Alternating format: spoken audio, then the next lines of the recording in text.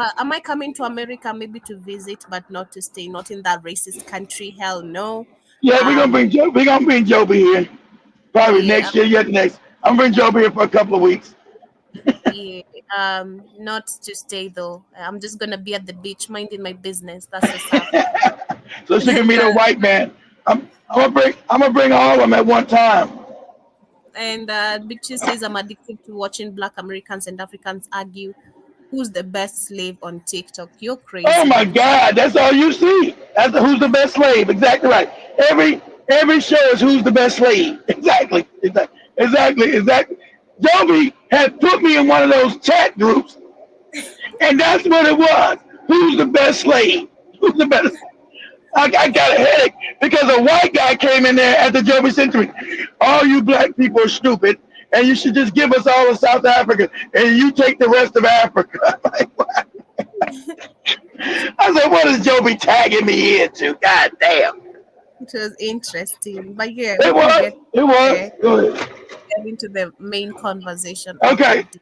Okay. The main conversation, guys, goes deep. Okay. Main conversation is going to ruffle some feathers, and when you're not educated yourself. So we go back to all these fake gods, this Yahweh and this Allah, who the Muslims say Allah is the same thing, right? Which is not. But if you get the original codex of any Bible, Yahweh is not God.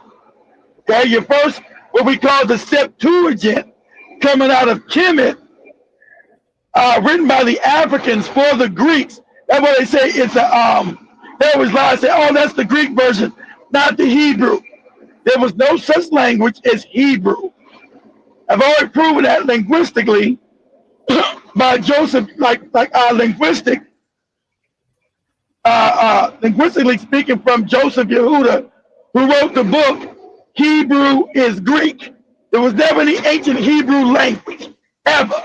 It comes out of the Greeks because the Africans create the Greek language for white people because they didn't have any language. And they create this whole fake story of a people who never existed. Okay?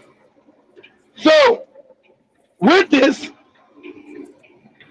in your first codex, which they now have changed, you got Yahweh, and this goes back to your Anunnaki. It's how you know the Anunnaki are real. Whether what you call them, whether you call them Elohim or whatever. So this is the Africans who were the only people here.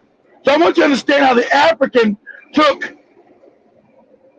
real history and put it into like a fake book to teach you how to raise your kundalini and your energy up, but gave it to white people who were on a lower vibration, right?